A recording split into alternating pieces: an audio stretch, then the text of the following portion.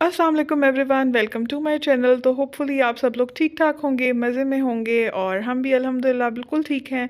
Winter vacations में हम लोग चले गए थे मेरी मदर की तरफ और उसके बाद हम लोग जब वापस आए तो ग्रोसरी शॉपिंग करने के लिए हम लोग इधर आ गए। तो यहाँ पर मैं स्पेशली सिर्फ इस फूलों की दुकान के लिए आई थी और यकीन करें इसमें इतने खूबसूरत फूल थे, इतने खूबसूरत फूल थे कि हर फूल देख के दिल कर रहा था कि इसी फूल को जो है ना अपने घर में ले जाऊँ और उसको सेट करूँ। मुझे ख़ैर फूलों का बहुत शौक़ है और वैसे बड़े प्यारे लगते हैं, खूबसूरत लगते हैं। तो मैं जो है ना डिफ़रेंट डिफ़रेंट सेटिंग करवा के देख रही थी कि कौन-सी जो है ना वो सेटिंग जो है वो अच्छी लगेगी। पहले मैंने ये वाज़ निकाला, बहुत सिंपल और एलिगेंट सा वाज़ था। उसके अंदर मैंने डिफ़रेंट डिफ़रेंट फूल भाई को कहा सेट किए, वो कर रहे थे तो मैंने फिर साथ ही मुझे एक पूरी सेटिंग हुई हुई थी एक वाज़ की और उसमें भी बड़े ही प्यारे खिलते-खिलते फूल थे। तो वो मैंने देखे और ख़ैर मैंने दोनों निकलवाए और फिर मैं डिसाइड कर रही थी कि मैं कौन-सा लूँ। तो मुझे इन टोटल 2 वाज़ चाहिए थे और मैं जो है ना कोई तकरीबन मुझे आधा पौना घंटा इधर लग गया। तो एक मैं ये वाला वाज़ सेट करवा रही थी। इसके अंदर भी फूल मुझे जो है ना इसी कलर के चाहिए थे क्योंकि मैंने अपने कमरे का जो है ना वो ब्लू सा कॉम्बिनेशन रखा है। तो जी फिर इंशाल्लाह नेक्स्ट मैं आपको बताती हूँ कि मैंने जो है ना वो कौन से वाज़ लिए और कैसे सेट किए इंशाल्लाह। तो बाकी यहाँ पर जो है ना आप अगर आएँ पिंडी में तो यहाँ पर आपको हर चीज़ मिलती है।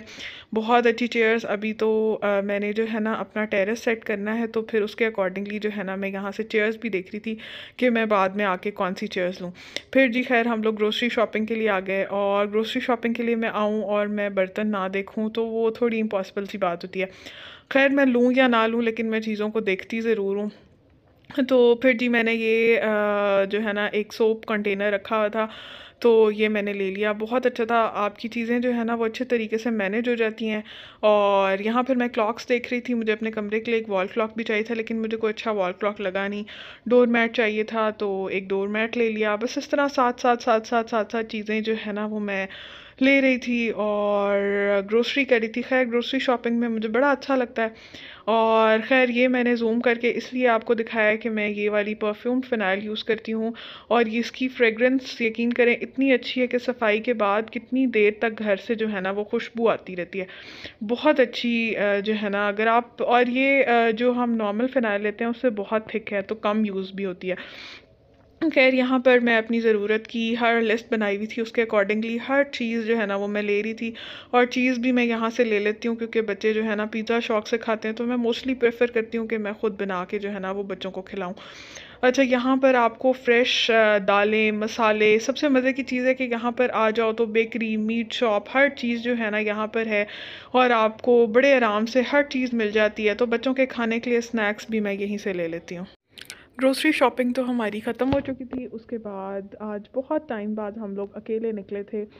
तो हमने सोचा कि आज हम लोग जो है ना वो डिनर करते हैं बाहर से, तो हम लोग यहाँ एक कैफ़े पे आ गए। ये बहुत ही अच्छा कैफ़े है और सबसे मज़े की बात इसकी ये है कि इसका खाना भी बहुत अच्छा है और यहाँ पूरी ग्रीनरी और बहुत अच्छा लगता है यहाँ पे बैठ के।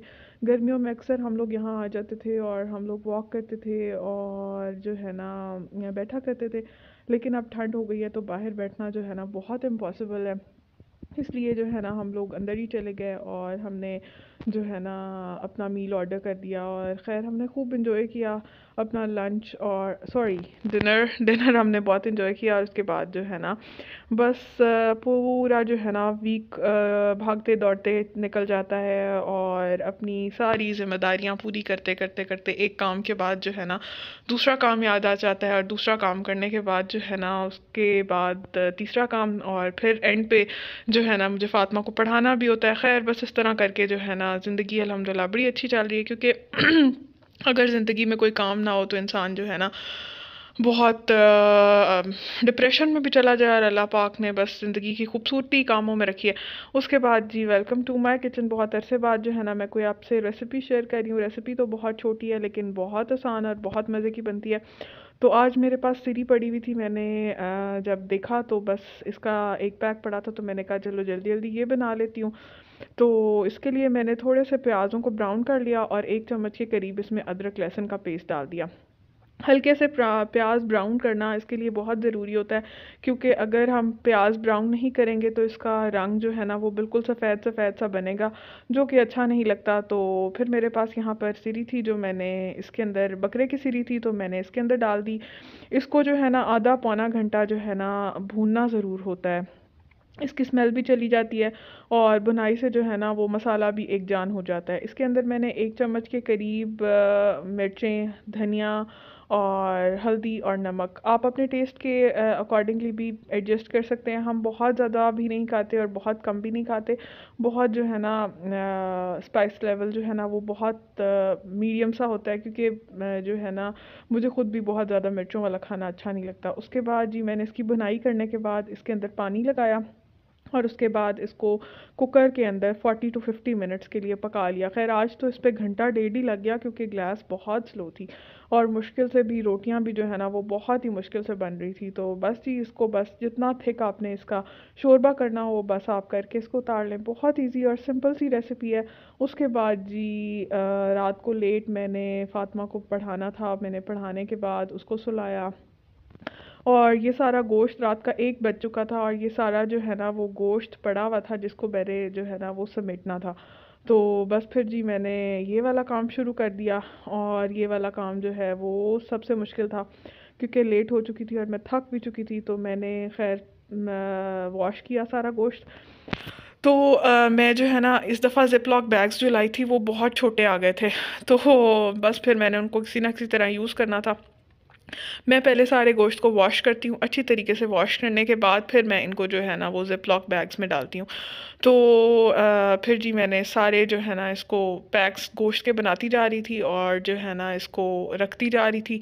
तो जी अगर आप इस तरह कर लें तो बहुत आसान है गोश्त निकालना, क्योंकि पहले जहाँ मैं मेट्रो से गोश्त लेती थी तो वो ट्रेज़ होती थी, तो मैं ट्रेज़ में ही रख देती थी। अब ट्रेज़ होती नहीं है तो मैं फिर जो है ना वो ज़िपलॉक बैग्स में डाल देती हूँ।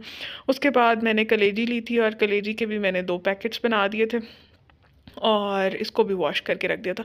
मैं कोशिश करती हूँ कि मैक्सिमम गोश्त जो है ना मतलब 10 टू 15 डेज़ तक का मैं ले आऊँ, क्योंकि उसके बाद बार-बार जाना बहुत मुश्किल हो जाता है। मुझे तो ख़ैर नहीं पता, लेकिन मैं कीमे को वॉश करती हूँ। हर एक का डिफ़रेंट तरीका होता है। मैं कीमे के अंदर एक दफ़ा सारा पानी डाल के, क्योंकि पता नहीं किस तरह का गोश्त होता है जिसको जो है ना वो कीमा बनाते हैं, तो एक दफ़ा वॉश कर लेना जो है ना वो अच्छा होता है। तो यहाँ हमने जी वो जो फ्रेश फ़िश मिलती है ठेलों पे आजकल पड़ी होती है, वहाँ से हमने ये ली थी सैमन फ़िश। तो इसको हमने खैर जो फ़िश मसाला लगा के देते हैं उसने वो लगाया हुआ था।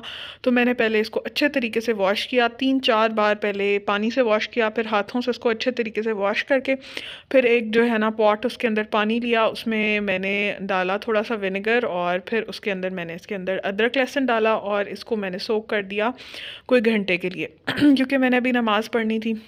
तो मैंने सोचा कि पहले ये सारे काम निपटा लूँ, उसके बाद रिलैक्स होकर नमाज़ पढ़ूँगी। अच्छा, एक थी मेरे पास सैमन फ़िश और नेक्स्ट थी मेरे पास रहू। रहू को भी मैंने अच्छे तरीके से वॉश किया। इसके ऊपर ऑलरेडी मसाला लगा होता है जो फ़िश वाले लगा के देते हैं, उसको मैंने अच्छे तरीके से वॉश किया। और उसके बाद ये मेरे पास सॉल फ़िश थी और इसको भी मैंने जो है ना उसी तरह से वॉश किया और उसी तरह पानी के अंदर डाल के और अदरक लहसुन डाल के तो मैंने रख दिया। अच्छा, अगर आप इस तरह करें तो फ़िश की स्मेल जो है ना वो बिल्कुल ख़त्म हो जाती है, और अगर इसको मसाला लगा के 1-2 दिन रख दें तो स्मेल जो है ना वो बिल्कुल ही ख़त्म हो जाती है। तो उसके बाद जी आज नेक्स्ट डे की ये जो है ना वो वीडियो है। तो नेक्स्ट डे जो है ना बस मैंने कहा कि सफाई कराई और बच्चे जो है ना वो सो चुके थे, तो मैंने कहा चलें आपसे मैं शेयर करती हूँ अपने क्लीनिंग आइडियाज़।